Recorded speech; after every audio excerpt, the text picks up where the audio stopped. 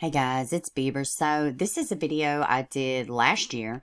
I think it is super relevant now, and I wanted to re-upload it and just highlight that this trafficking is very common in East Tennessee. This article is specifically about the East Tennessee area, and different things have come to light recently. And I say it all the time. This is a part of trafficking that people seem to not talk about, and it's not a form of trafficking where the person leaves and they go off into the oblivion, the dark web, or across in another country or whatever it may be.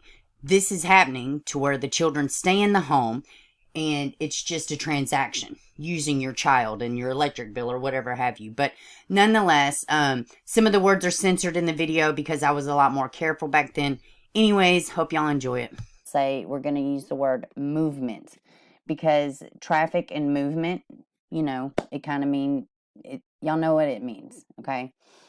So, I'm just going to try to do the best I can, but this needs to be addressed. In this channel, we talk about victims and issues that need to be addressed. So let's dive in. This is from Knoxville, Tennessee. I am in Tennessee currently, and it sickens me to know that this is going on. It's just disgusting. Families trading children for blank most common form of human movement in East Tennessee, experts say. Okay. East Tennessee human movement experts report an increase in misinformation as the hashtag Save Our Children began to trend on social media, sites like Facebook and Twitter.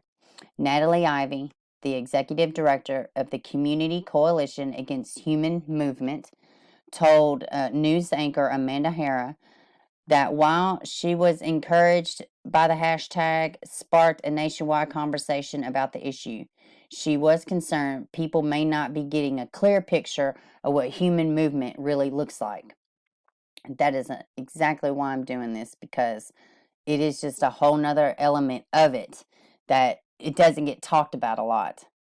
Some of the messages I saw today were very concerning, are really focusing on a stranger danger, big white vans, sometimes political conspiracies in this elaborate and dramatic form of crime and victimization. When in reality, what I see here in Eastern Tennessee, particularly when we talk about kids experiencing movement, is a crime, and that is happening in their own home.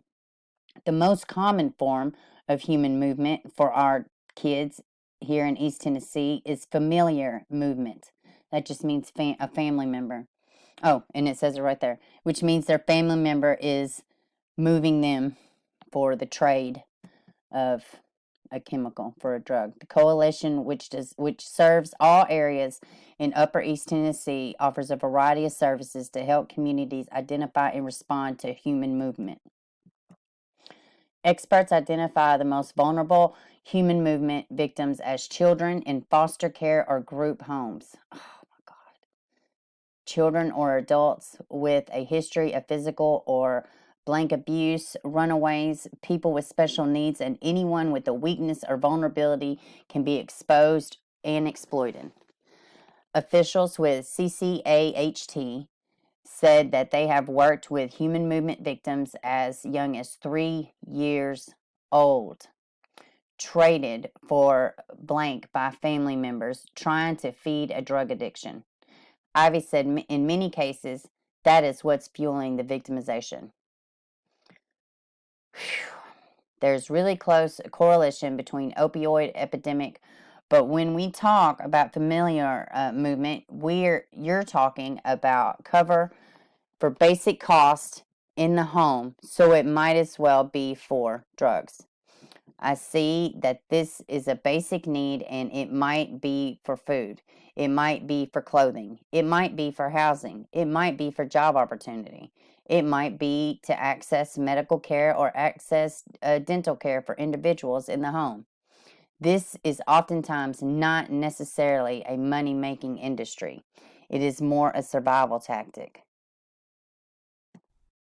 So far in 2020, CCAHT reported receiving 88 referrals for kids experiencing human movement in East Tennessee. Ivy said that number is rising, but not because of the rate of victimization is increasing. Rather, she said it's because CCAHT has great strides in training community partners how to identify and respond to human movement. We are recognizing that these kids who are already on our radar, they were maybe already in DCS system. They were already a cause of concern for educators or for medical providers. But those professionals are recognizing the crime for what it is now. In some cases, familiar movement is multi-generational. That tells us, unfortunately, this is not a new concept. And it's not a new crime. This is not a new wave of criminal activity. This is truly something that has been in our community for a very, very long time, and it just hides in plain sight right under our nose. So, what can you watch for? Experts advise to look for big changes in personality, behavior, sudden expensive belongings that aren't necessarily explained, or sudden or drug alcohol use. Guys, I'm going to just take a break for a second. I just cannot even, this is completely awful. I cannot see me going to one of my children and saying, I need a light bill, so we're going to do this. But you know what? And I said at the beginning of the video, I didn't realize until recently, unfortunately, I did know years back people that have done this with their children.